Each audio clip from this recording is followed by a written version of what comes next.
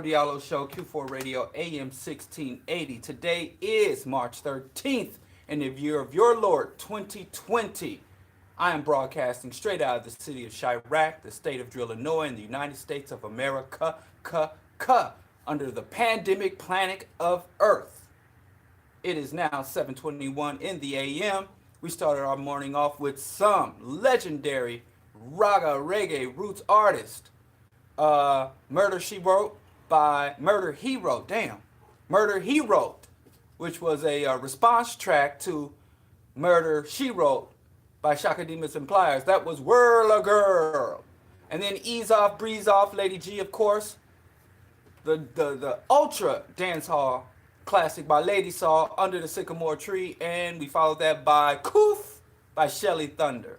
I'm telling you, man, roots reggae. Everybody laments about hip-hop of the 90s, the golden era, but man, dancehall of the 90s, I think, even outpaced hip-hop of the 90s. But that's my uninformed opinion. Moving on. And y'all, I'm not even getting props for what I'm doing here. Nobody's recognizing it, but I don't do it for the props. I do it for the vine that doesn't exist anymore. Anyway, I'm here. I'm surprised to see myself here. I live in a city that's under self-quarantine right now. The governor announced yesterday, Governor J.B. Pritzker, who's been flying pretty much under the radar. You know, it's rare now to have a politician that doesn't go viral every couple of days. That's not constantly in the headlines. You know, he's just there doing his bureaucratic best. You know, he came on the heels of an overt fascist governor, Rauner, and a lot of times when, and I know y'all don't like to hear this, when Democrats get elected to office, they spend all their time trying to clean up the Republican mess, and just in enough time for the Republicans to regroup and come back and make another mess.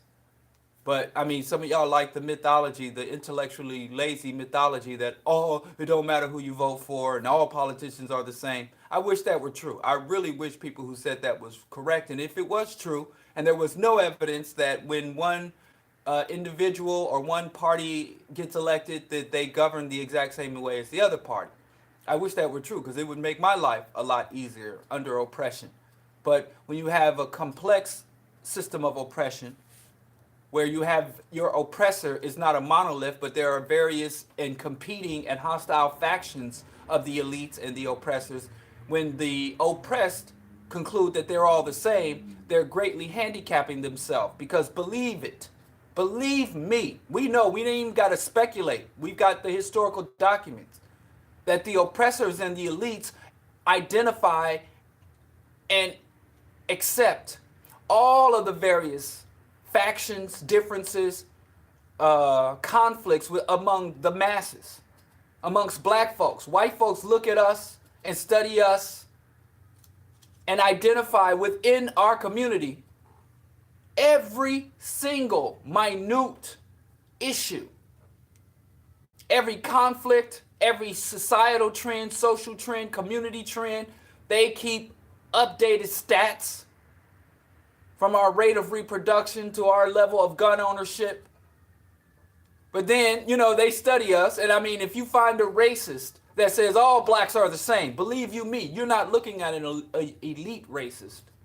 You're not looking at a racist who is making any type of policy decisions, that is moving troops around the world, that is extracting resources from the third world. You're not looking at a true black elite. The only people that say, oh, niggers are the same, those are trailer park, toothless, meth head racists. The real sophisticated racist, the oppressors, not just the racists, but the people who control this system, they understand all blacks ain't the same. But we think that we can oppose an entrenched global system of oppression by just saying they all the same. It don't matter. All white folks is the same. All oppressors are the same. All of the elites are the same. All the Democrats ain't no different than the Republicans. The liberals ain't no different than the conservatives. And you understand that the people who have the power don't ever draw those intellectually lazy conclusions.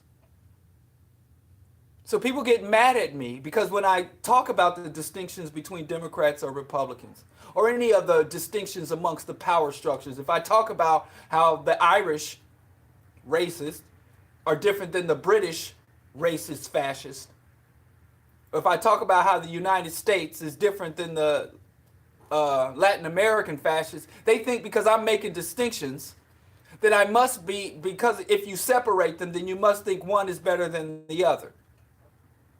So I can't get on here and criticize Obama or the Democratic Party and people call me a Republican. I get on here and tear down Trump and people think I'm a Democrat.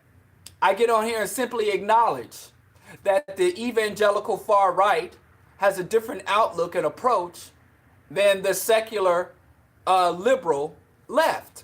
It's kind of frustrating to me. Well, what am I going to do? I can't even blame the people then. I have to blame the education system and the larger society, the media system especially. Kwame Ture said American capitalism not only makes people stupid, it makes them arrogant in their stupidity. So I have people come at me, and I'm at the point now where I used to have these ethics, like I'm not going to dismiss people, I'm not going to delete comments or try to censor people, let people have their say, but no, I'm making value judgments.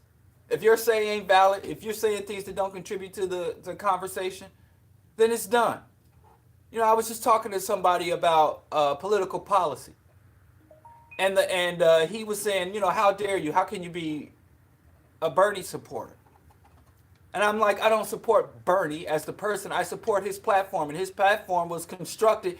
Bernie's platform really dates back more than half a century. He's nothing but a FDR Democrat. He's a reformist. And so he says people don't support Bernie because he's got these crazy fantasies. And I said, single-payer healthcare and free public college is not a fantasy. In fact, all developed nations have it. Hell, even Cuba. You get nationalistic free healthcare in poor Cuba and free college. In fact, Cuba's number one export is highly trained, highly skilled physicians. That's their number one export because they invest in the education of their citizenry. And so then he comes back, oh, so you telling me Bernie's gonna pay my mortgage and pay all my utilities for the rest of my life? Just jumped off a cliff with it. I'm like, where did I mention more? And so I went to unfriend that guy, but we weren't even friends. He was just commenting on a public post. But I went to, and it kind of hurt me because I was going to feel so triumphant when I unfriended him. But that's where I am now. If people cannot engage and carry a topic and focus on the topic, all these fallacious people spewing all this nonsense that they can't even support, that I don't even think they believe. There's a thing that you got people who dwell in this world who don't have a vested interest in anything but fighting. So you'll bring up a topic like, I might just come online and say, consider going vegan, look into Meatless Monday. And you have someone who really has no opinion about the ecosystems, holistic health, diet. They never think about those things, but all of a sudden they want to fight about something that they're not even vested in. They don't even care about it. I'm like, why are you even here arguing? It's not even something, when's the last time you read a label on the food? You eat the diet that you were fed as a child. You eat a standard American diet. It's nothing you've ever given any conscious consideration to. So why now? Because I don't think about sports. I encounter people, especially, when I go to the gym or just amongst my relatives, they always talking sports, ball chasing.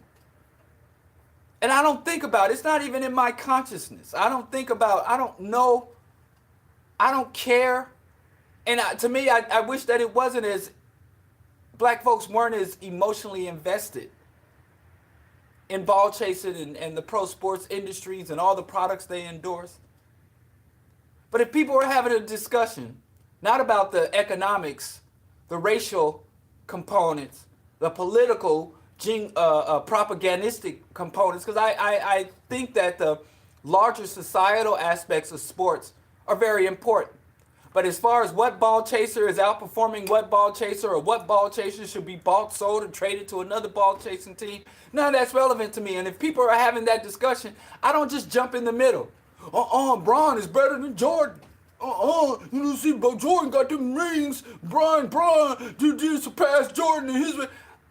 It would be, and it's just arguing from a position of bad faith. It would just be me. I don't understand people who do that. So if you're not a politically engaged person, you're not a conscious person, and all these stupid people who don't really have any real insights into the issue want to center themselves and jump right in the middle of the fray. I don't even know, maybe I'll do that. Maybe I'll find some dudes arguing about something I don't give a damn about, something I don't consider, and just jump in the middle and start just spewing whatever I make up in my mind, because I'm not really informed about it. I've never watched LeBron James play a basketball. I've never seen what's his name? Jordan.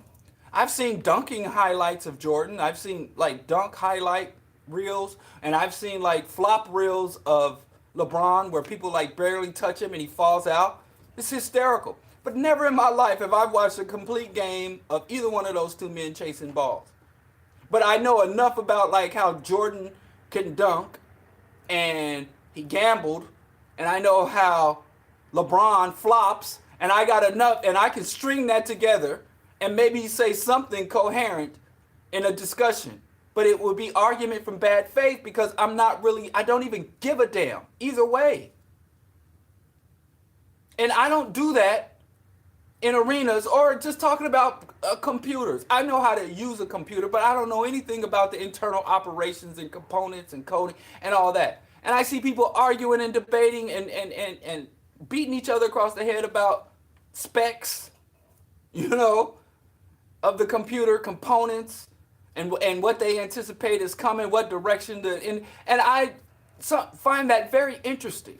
And when I see people debating things that I'm not equipped to debate or just even discuss, I can be an observer. I don't care about sports, but computers, they interest me to a degree. So I just listen, I read.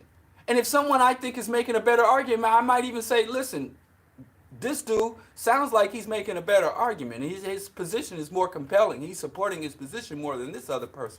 But that's not even me contributing. That's just saying, how I'm assessing things. But I'm not going to get up there and start talking about Linksys or whatever, open source, all that mess. Hey, that's for y'all, y'all nerdy, frequent masturbator type dudes. I'm not one of them dudes. I don't know that stuff. So, and when I was in grade school, we used to have this saying, when somebody would open their mouth like that, we say, talk what you know. Talk what you know. Because if you don't know it, you should listen.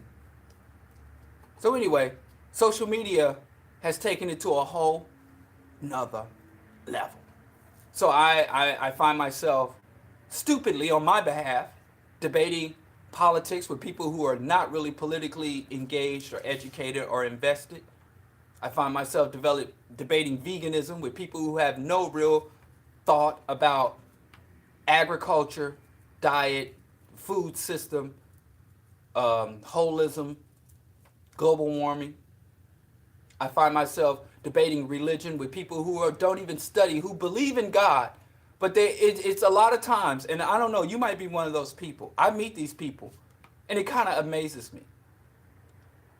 Have you ever met anyone, or are you that type of person who has just consumed everything from your childhood and have not really remixed or edited? Just everything you were taught. I was born eating meat. I was born believing in Christ. I was born a patriotic American. I was born into a Democratic family.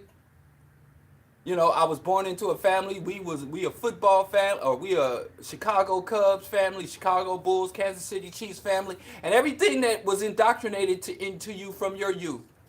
From patriotism to race pride, whatever it is, and that's just what you run with for the rest of your life, and you pass it on to the next generation.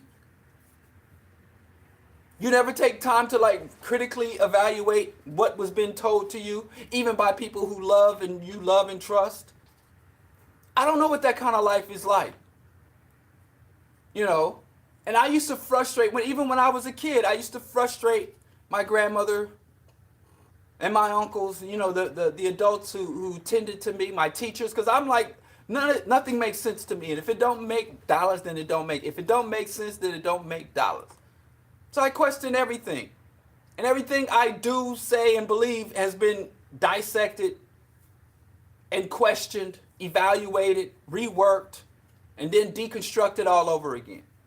But then I go to my sons and I be like, this is all the conclusions I've drawn from critical assessment of everything I stand for, I believe in, we do. There's a reason for it. But I wouldn't expect my children to be like, well, my dad has done all the critical thinking work, so I'll just take what he said and run with it. You know, the younger son, I don't know what he's doing. Minecraft and booger eating. But my older son, he's almost an adult, so legally an adult. So I see he's starting to do that. I shouldn't have said that about my younger. He doesn't eat boogers. Minecraft, yes, but you know, that's how I see him, just a little vector running around my house. But the older kid, the young man who comes and goes on his own, I see that he's not just taking what I said, because one of the things I taught him, or I encourage, or I tried to model for him, is being a critical thinker. And he takes that critical thought and comes to a lot of asinine conclusions, but that's 17.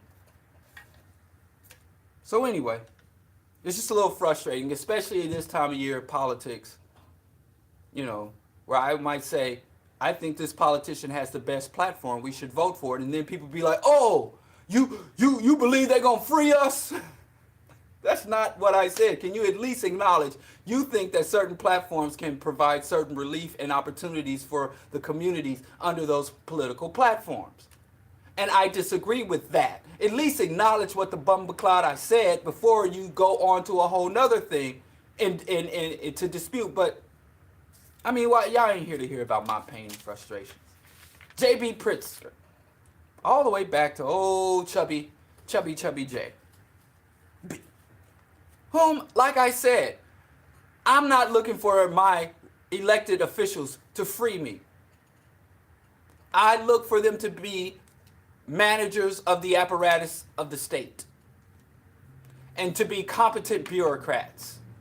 And I look to you, people, flesh and blood, the grassroots people, the oppressed, my fellow Africans of the diaspora and on the camp. Y'all the only people I look to for liberation. Anything else, I might look for proper and courteous service from Starbucks, and I look for proper governance from the state, but I look for liberation nowhere outside of African people.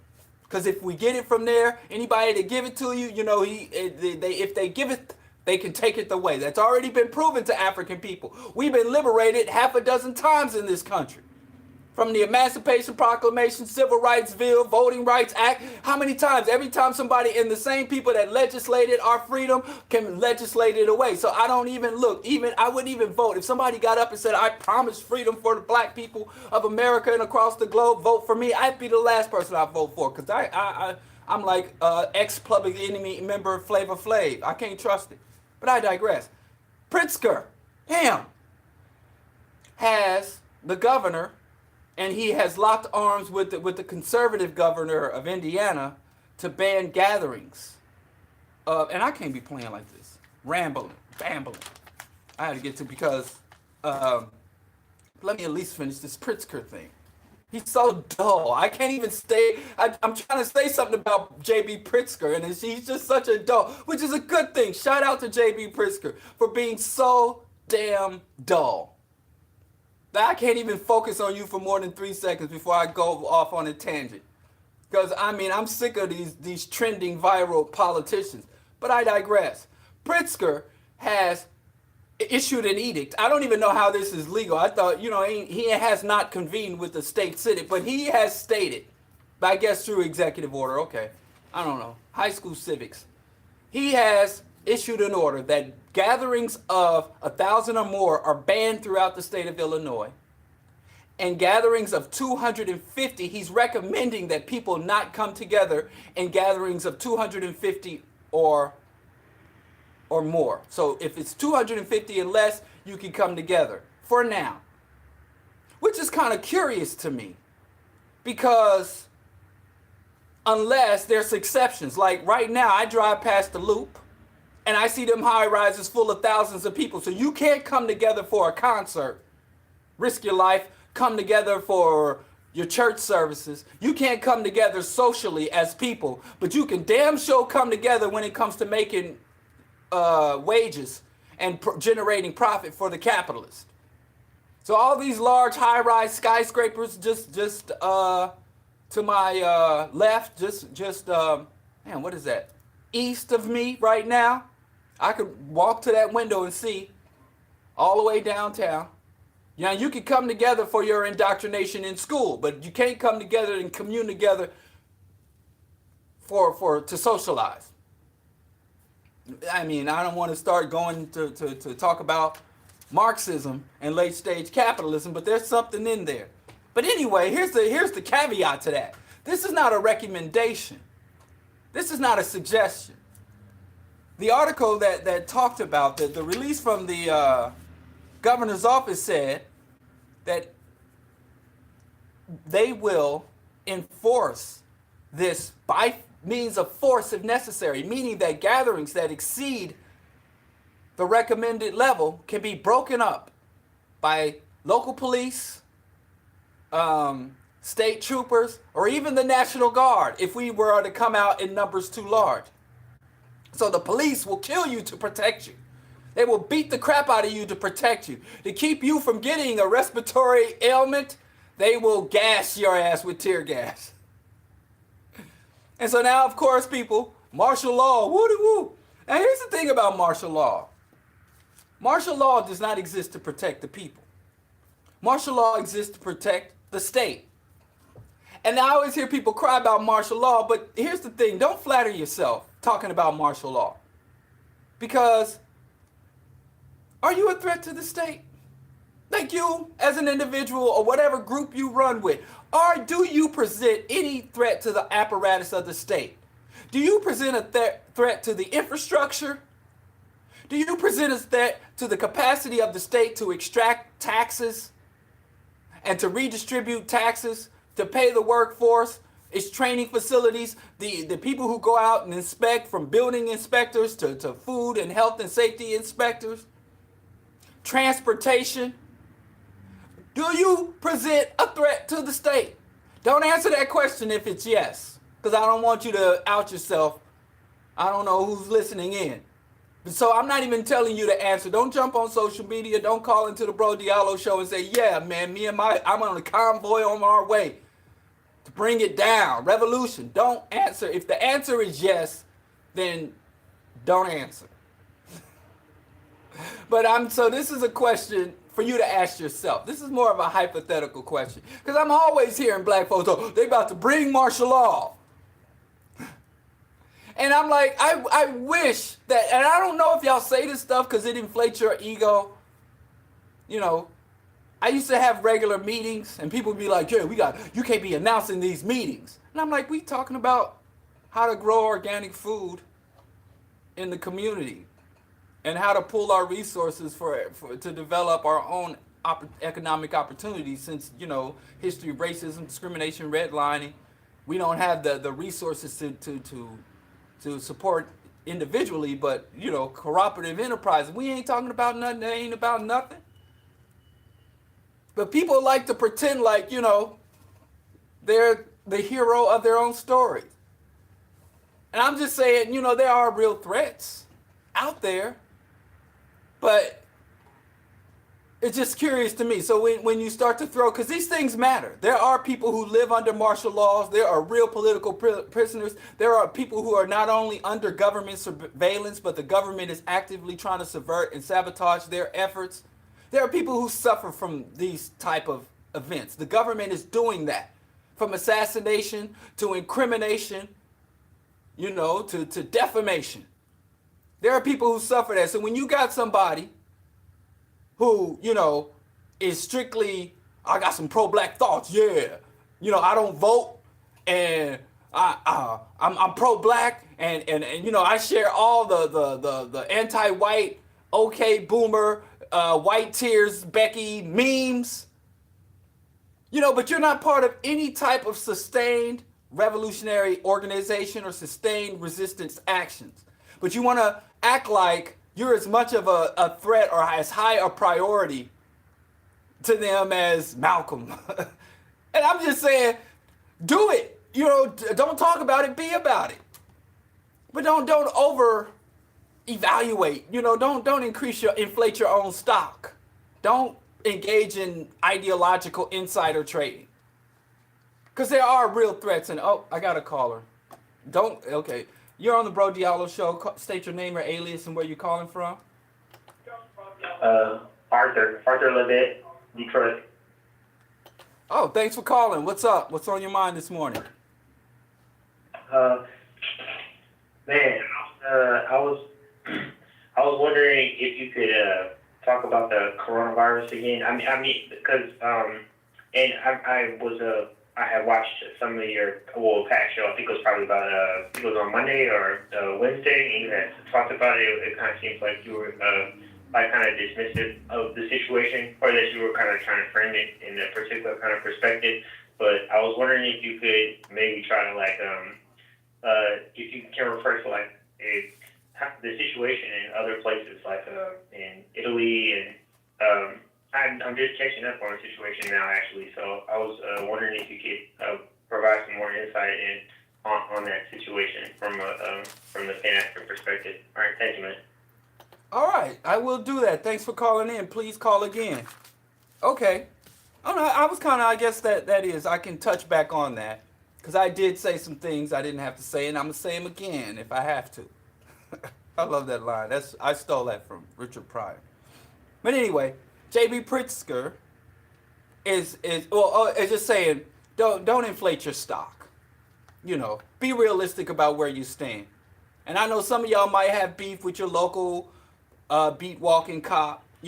There's certain people in positions of authority in this city that recognize me. They hate to see me coming, whether it's an aldermanic level, congressman. I've been going at my congressman Bobby Rush. I've been corresponding with his office about my displeasure about a number of things. So even then, but I just think that again, you got to make a proper assessment.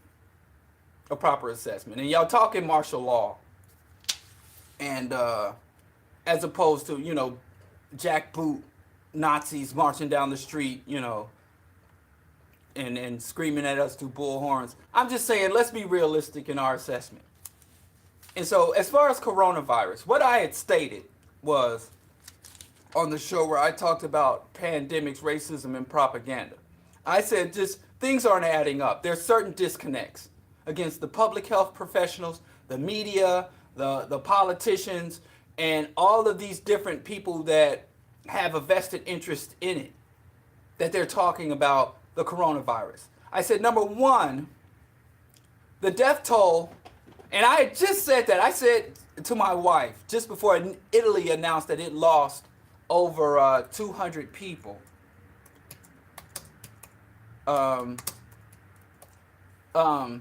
excuse me, that it had lost over 200 people in 24 hours. And I just said to them, how are they going to, they don't have a death cluster. Normally, when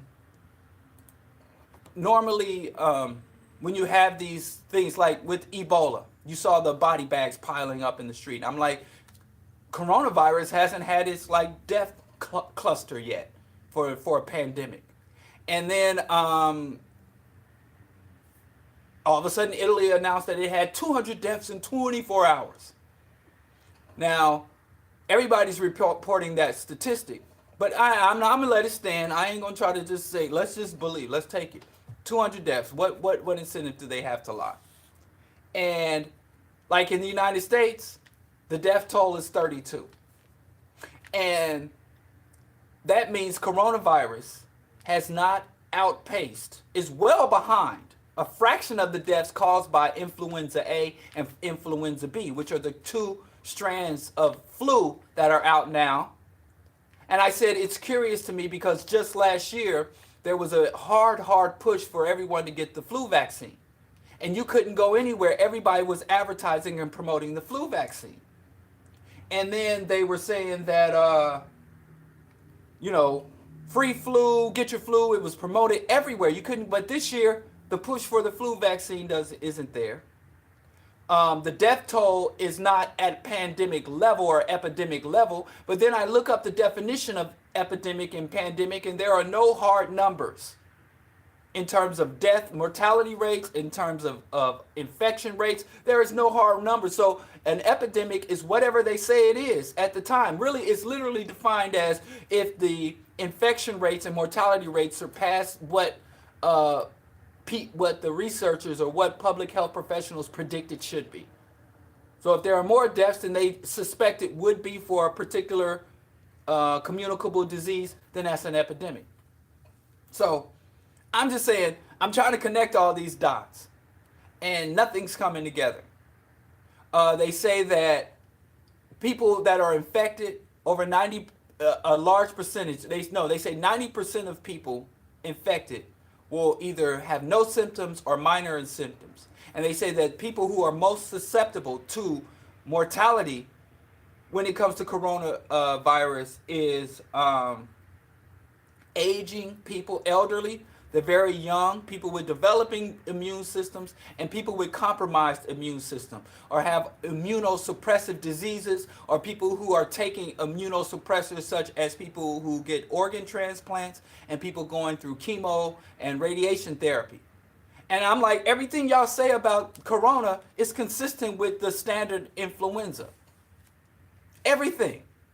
In terms of the high-risk population, in terms of the mortality. Now, they do say that the mortality rate for influenza can be about between 0.6 to 1%.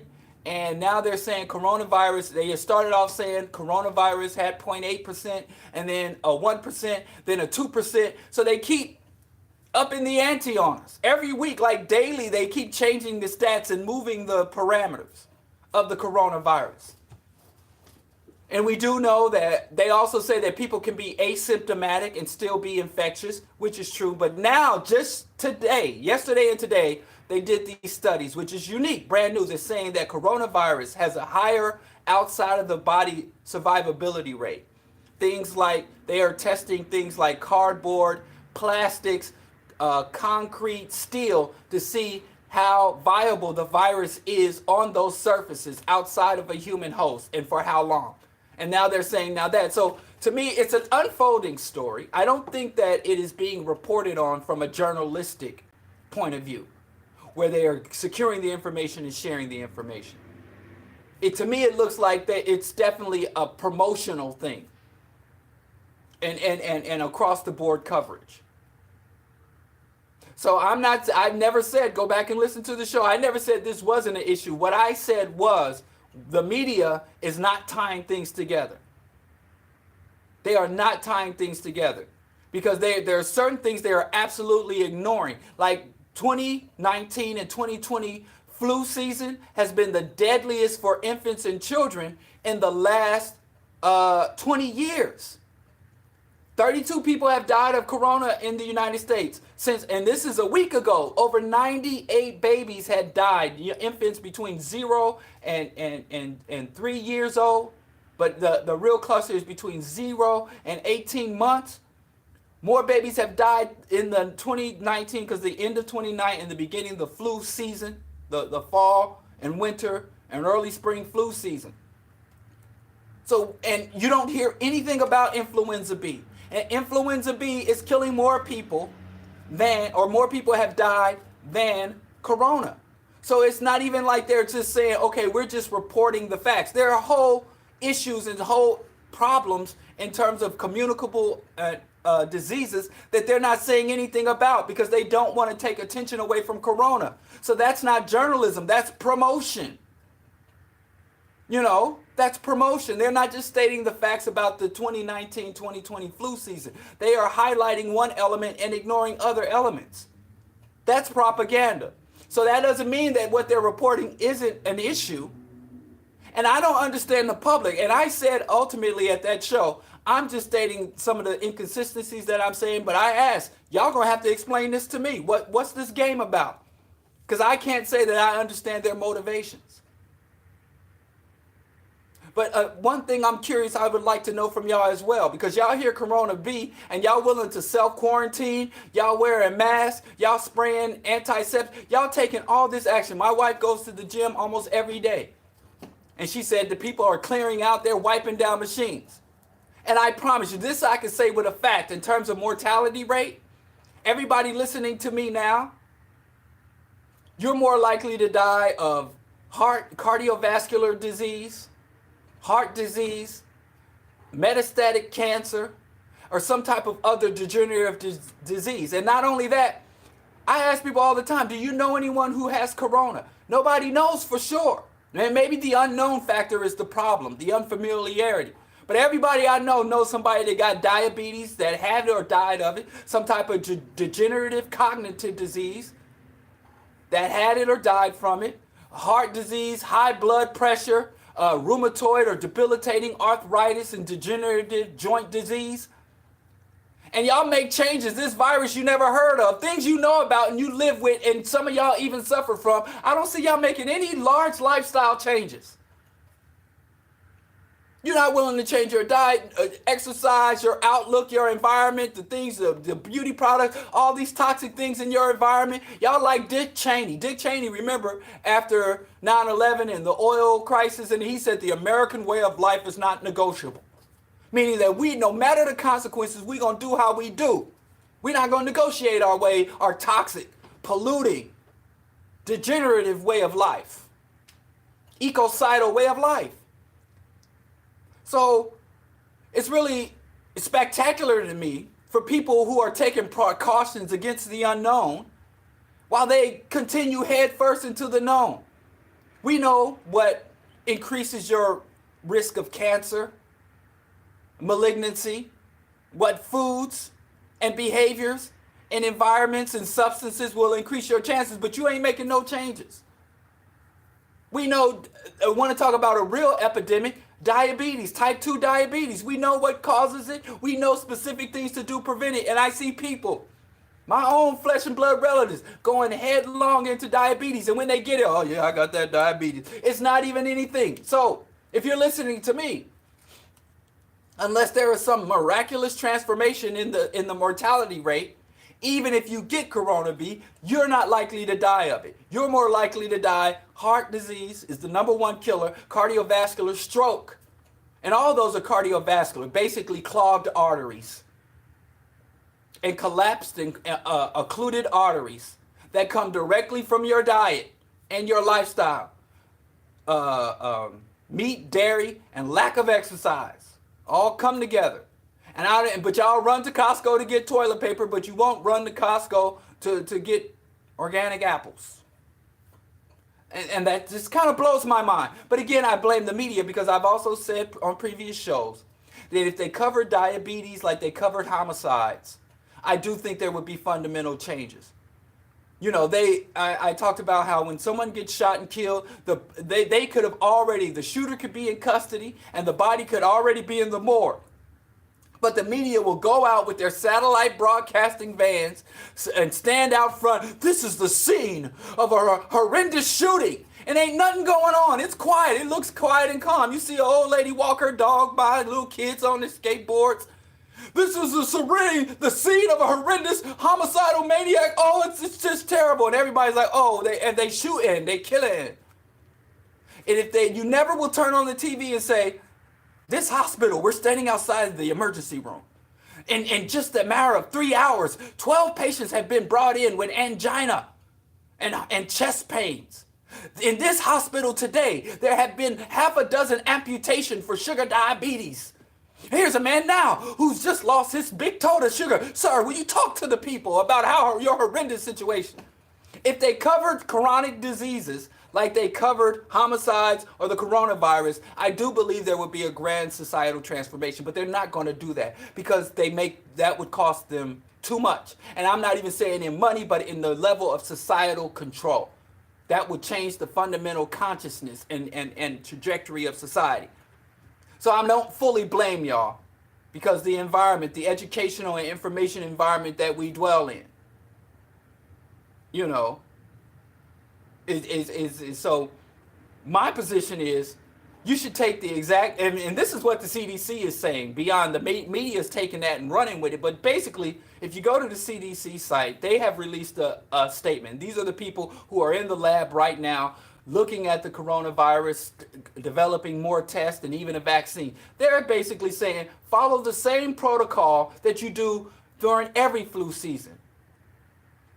And we all know, and I told you I don't like that Purex, because abusing the Purex, it's good for once or twice, but if you use it on a regular basis, it's going to kill the healthy flora on your skin. And when you kill off the healthy flora on your skin, you create a space for more virulent bacteria and viruses on the surface of your skin. So in the long run, it makes you more contagious and more vulnerable than short run. So normal hand washing with water and friction is better than these little Purex things. That's one thing I said. But if you follow the normal thing, if you are an elderly person, if you are a person who has immunocompromised, you're on chemotherapy, if you have very young children, you follow the same protocol. You're in a higher risk group, but you're in higher risk groups for all infectious diseases. And I really do think that the coronavirus is being scapegoated for this market crash and all that, because all last year, hell, Tom Hartman wrote a book called The Crash of 2016. And then he acknowledged, listen, they have been propping up, since 2008, they have been artificially inflating and propping up the market through capital injections. The markets and bonds, and keeping the Fed interest rate is at or zero, and sometimes it's falling below zero, where they're literally paying you to borrow money. So all of the economic indicators had pointed to there was a false inflation of a market, and that the market was overdue for a correction. And now this virus, they get to say, oh, well, it's not the corruption and irrationality of Wall Street, it's this virus. So they got a perfect scapegoat for everything. And every societal problem that is a byproduct of incompetence and corruption and just the illogic of capitalism is all gone. Now the corona got to carry all of that blame. So what I would say, what I'm doing, here I am in the studio right here and now, is I'm following the same protocols I follow for the flu. And I think you need to take extra precautions if you are part of the high-risk group. But, I mean, people are not collapsing in the street like they did with the swine flu and the Spanish flu. People were literally falling out in the streets. I haven't seen that happen. And the moment it happens, I'd be the first person on air to say, hey, bunker down, hunker down. But the bigger issue is the anxiety and stress. And just ask yourself, if you're willing to make fundamental lifestyle changes, lock yourself into your own home and change products, you know, prioritizing some things over other things. Think about that for the real, what's more statistically likely to take you out. Chronic disease from eating a standard American diet and living a sedentary lifestyle. Those are the two biggest threats to your longevity and health. Eating a standard American diet, animal flesh, animal secretions, milk, beef, seafood, plant-based diet, and developing a regular, even low-impact exercise routine will greatly reduce your risk factors for many of the top killers, the top 5-6 killers and debilitators in statistically. And as far as the virus and, you know, COVID-19 in another few years is going to be a new. We had MERS, we had SARS, swine flu, Lyme tick disease. I'm not saying there's no risk out there, but I mean, you got to measure your response. Or you can just go with the media hype, and sometimes it's just fun being a part of a group. We are the most socially oriented primates in the world, so you don't want to be sticking out like a sore thumb. So just keep your head down and go with the flow. If everybody's hunkering, get your toilet paper, hoard your toilet paper, and lock and close your shutters too. I mean, either way, I mean, I hate to say this, but from all this panic, there's one good thing from it is that the ecosystem is getting a bit of relief. Emission levels from Chinese factories, from all these toxic cruise ships, and all these highly toxic, highly polluting, greenhouse gas emitting jets. So every time humans were during 9/11, pollution levels in the atmosphere went down. And so Corona is helping to reduce carbon emissions. So that's a thing. Maybe we don't need to be flying all over the world just so we can get Instagram likes. Maybe we can start to look into each other and stay close to each other and start living a more communal and localized lifestyle. Maybe that will be the way of the future. And if it took, a panic behind unknown threats. And I think that's the bigger thing. It's the unknown. Maybe people are familiar with dying. Like, I'm willing to die. Diabetes is very comfortable and familiar to you. But Corona is a new word. And COVID-19, they keep changing its name. I mean, did the damn virus convert to Islam? Why do they keep changing the name? I can't even keep up with it. So now it's COVID-19. I'm sorry. That's not funny. I need to stop. So that's my assessment. I wish I could say more. I wish I had some grand insight. But all I look at is at the facts, the evidence, and the historical trends. And I'm telling you, there's no evidence that this is that it's warranting the level of response. I mean, China has already gone down. And then people are like, what about the 200 people in 24 hours? If that is true, one thing you can go and look up. Italy is one of the most aging countries in the world. All those people. It's a very, very, very, very, very old country. I haven't been there. My wife has been there. She's been to the Vatican. She's a bourgeois. She's been to Italy to see the Vatican and the Venice. And she's been there. And it's all old people. And Italy is under what they call a demographic recession. And a demographic recession is basically when the people who die, you don't have enough people born in your country to replace the people who die. So Italy is a very, very, very old country. Whereas like Africa, the continent of Africa, the majority of the people are very young country. And they're having troubles because they're racist, of course. The country is racist, and that is the home of modern fascism, of the old and new fascism. So they don't want to, what a lot of nations do when they have this demographic recession is they allow immigrants to come in to bolster their numbers and to be the new workers. If you can't reproduce through sexual reproduction, you increase your population, but they don't want a bunch of non-Italians to come there. It's like Japan has the same issue.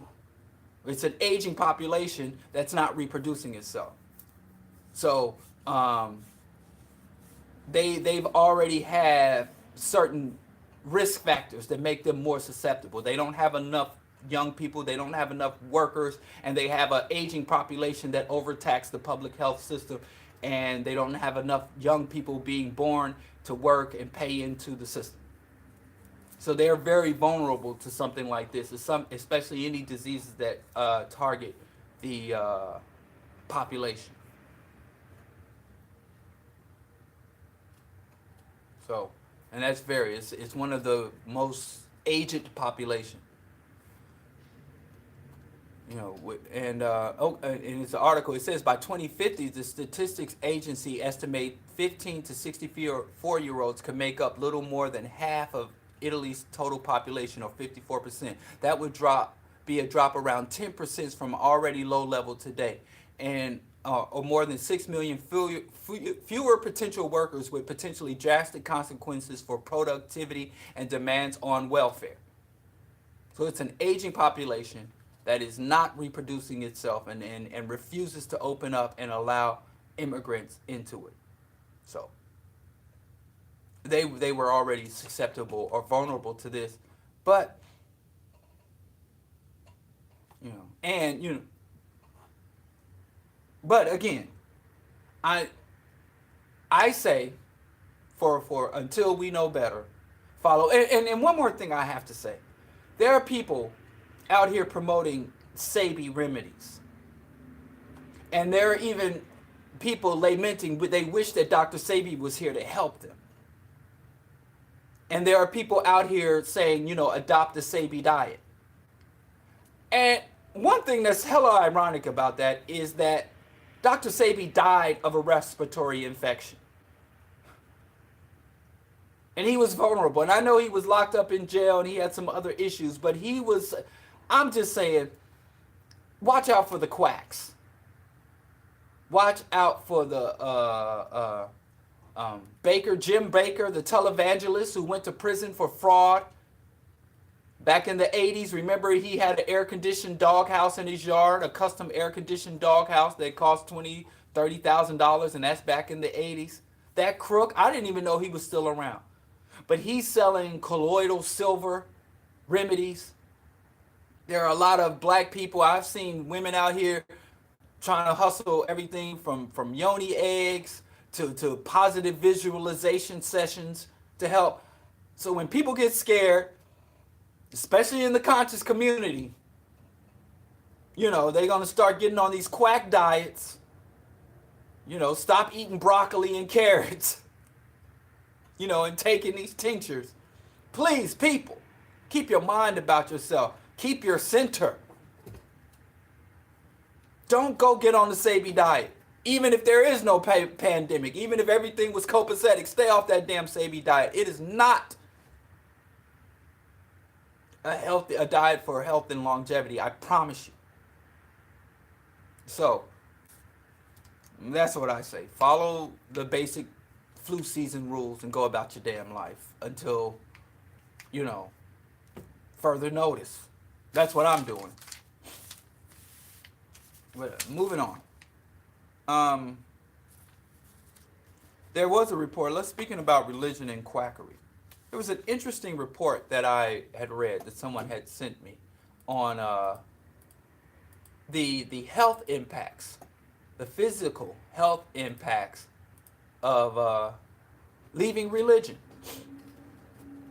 And I found that in this study that they studied some people who were exiting the Mormon religion, from other strict evangelical Christian religion. I don't think they did Muslims, but they found that people who leave religion suffer sometimes severe, debilitating, and even deadly physical health consequences upon leaving religion. And the study found that, and you can find it at The Atlantic, the research by the journalist John Fortenberry. I always butcher these names. But John Fortenberry found that leaving religion can have physical health impacts on people. Any negative experience after leaving religion, from depression to social isolation, can take a toll on your physical health. Isolation, according to the 6-year study out of the University of Chicago, can cause health problems such as disrupted sleep, elevated blood pressure, and a 14% risk of premature death. That is no joke. Depression can cause fatigue, trouble concentrating, headaches, and digestive disorder, and persistent anxiety, and cause muscle tension and difficulty sleeping, according to the Anxiety and Depression Association of America. Anxiety is also sometimes linked to stomach ulcers, according to Dr. Javier Campos. 14% of people risk premature death if they leave their religion. I mean, this really mattered to me because I'm a devangelist. I encourage people to exit religion, to abandon faith and belief in gods and adherence to dogma and following scriptures. And it's nothing I ever considered. And then I thought back on my own personal experience, and I did experience physical abuse and social isolation and even depression upon leaving the church. But it wasn't, and they found that it's not so much that some magical or spiritual decline happens. It's because of the consequences, the personal consequences in terms of your family relations, but it's also what is being called by Dr. Maureen Wendell religious trauma syndrome. A California psychologist and author of Leaving the Fold compares leaving religion to post-traumatic stress disorder. She said that struggling with leaving authoritarian dogmatic religion and coping with the damage of indoctrination. Not every deconvert, which is, I like that word, deconvert. I call it devangelize, but teach his own. Goes through RTS. Not everyone, but she writes that like PTSD, the impact of RTS, which is religious trauma syndrome, is long-lasting with intrusive thoughts, negative emotional states, impaired social function, and other problems. You know, and I said on my show about spirituality, I had a friend that went into spirituality. He said it was like being addicted to drugs. And they said on average, it could take you 3 years to physically recover from leaving church. And I mean, once you've been told that you were born into sin, that you inverse eternal damnation, and that you are nothing, you have no purpose, no meaning without God, and you only exist to worship God, and your life is nothing but a way station, your life is nothing but a trial, where you will be watched in all things you do, in your thoughts. And this whole life is lived to go on judgment, and you can face eternal torture. And then I just shared this video yesterday on my Facebook page of this child being baptized.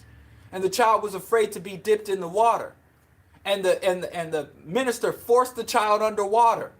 Literally. And the child said, can you just dump my hair and not put me all the way under the water? And the minister said yes, and then tried to completely submerge the child. Because we the Baptists, I'm a Baptist. I was raised Baptist. And according to my grandmother, I'm going to die a Baptist because I was baptized in the Lord. And you cannot render asunder what God has brought together. So in my dogma of the religion I was indoctrinated into, you can't unsave yourself. So once you have been saved, you have publicly accepted Jesus Christ as your Lord and Savior, and you have been completely submerged in the waters, and you reemerge, you are born again, and you can't get unborn again, because that means that you are able to violate God's will, and man can't do that. So according to my grandmother, no matter how often I get on here and blaspheme, I am saved, blessed and highly favored. And I don't want to go to heaven. It seems like a nightmarish existence. But I digress. Heaven isn't real, though. Don't say. But, nor is hell. But the trauma that child went through. Now, I'm not saying that. Now, what the study ultimately concluded, that people leaving religion need community. There are even some atheistic secular humanist gatherings they call atheist church or secular community, where you can't just say, I'm done with this. You can't just stop going to the tabernacle, shaking your tambourine. You can't just stop going to the mosque and no longer bumping your head on the floor. Because these religions have traumatized you, they have indoctrinated you, and they have positioned themselves to control not just your spiritual life, but all of your social relationships. Many people are even economically embedded, and a lot of times they're finding that the ultimate effects of these standard, accepted, legitimate religions, the ultimate impact is not much different than these insane cults. When people leave, they become isolated, they begin to be harassed. People will start to tell them, oh, I fear for your soul. They don't feel welcomed. So we, as the community of secular, and even despite all of that, they're finding that secularism is growing. This is one more excerpt. Americans are less religious than ever. A third of American adults under 30 and a fifth of all Americans don't identify with any religion.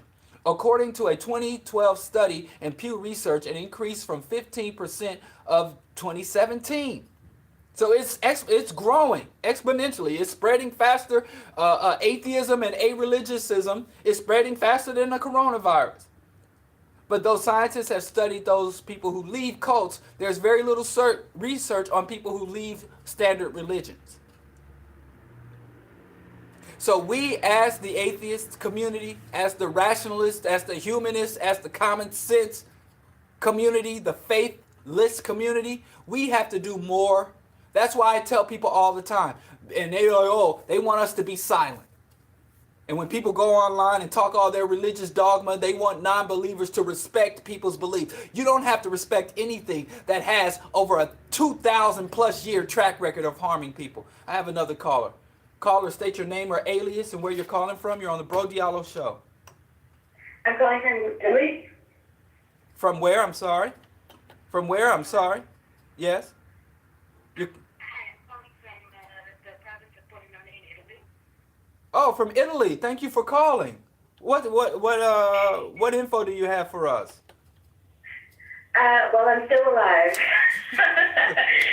It seems like everybody is, walking around in masks and doing what they need to do. It's mostly an old people's issue right now here, and we're just doing what we need to. So we really enjoy your show. We think you do a great job, and we love how you keep it real. And I appreciate you calling. I love that we have a global reach here at Q4, and I'm really glad to hear from Ground Zero, because in the United States we only have 32 deaths, and they're shutting everything down and locking everyone away in their homes. Well, they tried that here. I was sent across the border in Germany for a little while, and then they finally let us in, and it looks like the streets are somewhat empty, but everybody is doing business as usual. So, we have to just not allow ourselves to get too focused on the media and what they're trying to shift their mind towards. All right, thank you so much. From straight from the horse's mouth. Yes, so we're good here, All right. Thank you so much. Thank you so much. Please call again. We want to hear from the other side of the pond more often. It's a messy pond. Okay. All right. Talk to your mother, Diallo. Thank you again for your wonderful broadcast, and we really appreciate you. I appreciate you as well. Thank you. All right, we just got a call from Italy, from Ground Zero. 200 deaths in 24 hours, and they said, okay, don't believe the hype. Okay, so there you have it. As I say, I tell people, don't take my word for nothing. Trust but verify, or don't trust and yet try to verify. So, I'm really glad to hear from Italy, because, I'm all the way here in the city of Chirac, state of Illinois. And like they said, the coronavirus is following the path of all other viral infections in terms of infection rates, in terms of mortality rates. It's not, now it is a few they claim, but they can't even make this claim. And if you listen to the reports on coronavirus, they never say anything definitively. They say scientists suspect, or we imagine, or we believe, or it is believed that. They never speak. They always give themselves plausible deniability. But anyway, we're gonna keep it moving. But like I said, I'm here. They ain't shut down Q4 studios yet, and I did check to see. So I'm gonna be here as long as y'all here, because like I said, the Bro Diallo show, I think, is makes a positive contribution to the just aspirations of our people. Moving on. Today's show, I didn't, but I got to move on. But I wanted to say more. My bottom line with this religious trauma syndrome, because I'm not saying that. It is insane that 14%, that is insane, risk higher of premature death upon leaving religion. And that is not an endorsement saying don't leave your religion or you're going to die. What it's saying is you have a very unhealthy symbiotic relationship with your religion. And like I said, ultimately the article concluded that there are also health risks associated with remaining in religion. Just one example they gave, there was a girl who was an evangelical, and she developed an eating disorder because she was taught that her body was sinful, and that when people looked upon her with a sinful gaze, that she was contributing to sin in the world. So she had found out that if she could delay puberty, then she would delay the development of breast and her menstrual cycle. And through anorexia, not eating, and bulimia, she could delay not only her period, but she can delay development of breast and other sexual characteristics. So she developed a severe eating disorder so that she could not provoke sin and become a vessel of sin and lust. And I'm pretty sure all of us, and this was a 15-year-old girl. And if you want to look up her case, her name is Andy Erlanderson, and she went public with this because she wanted people to know about the kind of things that were happening in terms of people's health. So Annie Erlanderson, so you can look it up yourself and her plight. So just staying in religion doesn't mean you're going to be healthy. We already know everything from obesity and the complications. We know what's in religion, and there's also they said in the study, this ain't coming from Bro Diallo, that this mentality of God will make a way and God is in control of all things allows for a lot of religious people to engage in high-risk behaviors or to allow everything from financial to health and wellness things to be completely neglected because they believe that everything is in God's hands and in God's path. So there are certain risk factors with fully embracing religious dogma too. But again, I'll say this one more time. We of the atheist community need to begin to create more community, create more opportunities, and be more vocal. And I really played myself on time because today is the anniversary of the Grenadian Revolution. And the Grenadian Revolution is one of the greatest historical events in our lifetime. It to me, close to it was a bloodless coup, but a coup nonetheless, where grassroots New Jewel movement. And so Maurice Bishop has been somebody I have studied intensely and have always greatly admired. In fact, we need to bring back African world order. I need to make that New Jewel movement and Maurice Bishop apparel to keep these people alive, to honor our great ancestors. And I wanted to play a short documentary about the Grenadian Revolution before Ronnie Reagan went and committed international war crimes and violated the human rights of the people and destroyed opportunities for a Caribbean federation. You know, and I love how people try to pretend like third world countries are just so dysfunctional and ignore the relentless suppression and subversion from the economic hitmen, the jackals, and the Marines over and over again. They say these countries aren't underdeveloped, they're overexploited. So I don't really have time. Well, I guess I have to say something because of the title. Today's show was Socialism for the rich. Socialism for the rich, but I'm going to probably do a part 2 and part 3 on Monday and next Wednesday, if we're not all dead.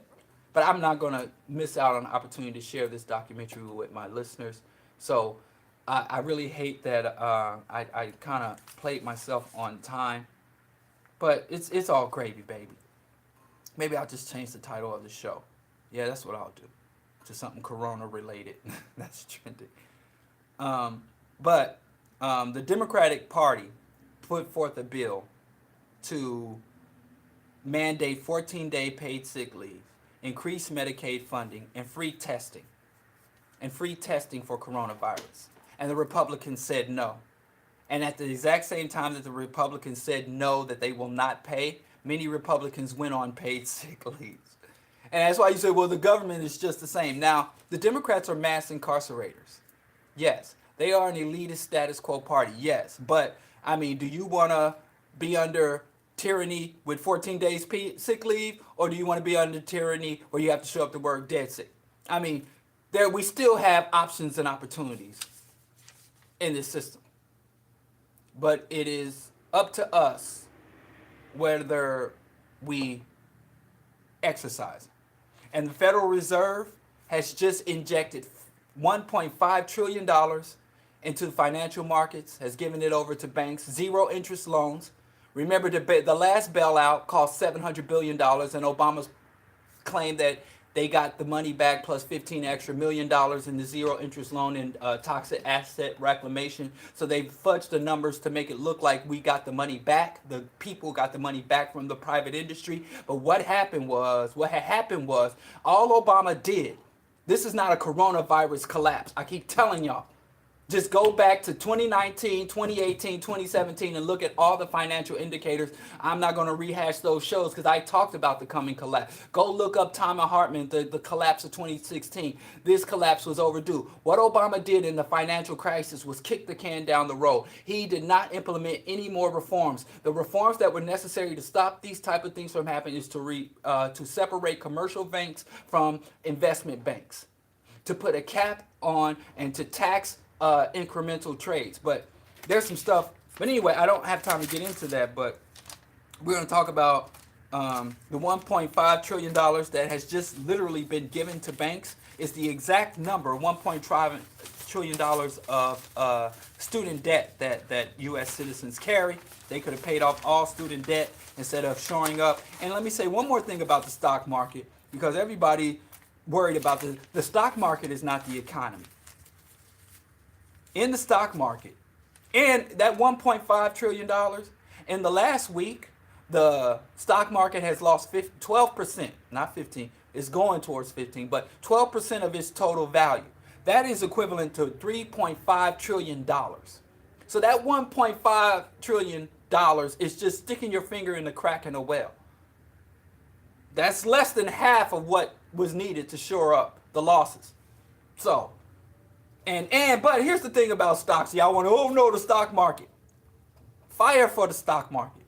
80%, and I double checked this number because it blew my mind. It kind of float, you got some numbers that float in your head, but you don't think about it because I don't own stocks. I don't play the stock market.